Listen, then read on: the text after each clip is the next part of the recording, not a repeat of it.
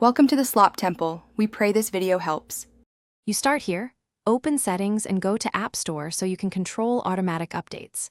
Turn on app updates immediately. This is the single switch that triggers automatic installs.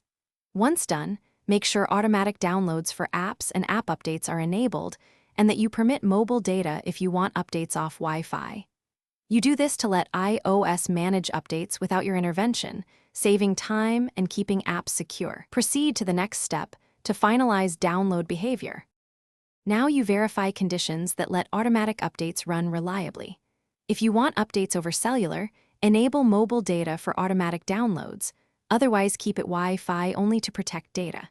Make sure low power mode is off because it suspends background tasks and prevents auto installs. Also check that your iPhone has adequate storage. iOS may delay large updates if space is low. Once network and battery conditions are correct, iOS will download and install updates automatically. Finish by validating your Apple ID is signed in and that background app refresh is functional for system management. If automatic updates still don't occur, restart your iPhone to refresh services. This often resolves stalled update tasks. If storage is constrained, free up space or offload unused apps so updates can install. Finally, if problems persist, toggle app updates off and back on, then monitor. This resets the update scheduler and typically restores automatic updating. Thanks for watching. Consider subscribing if we helped you.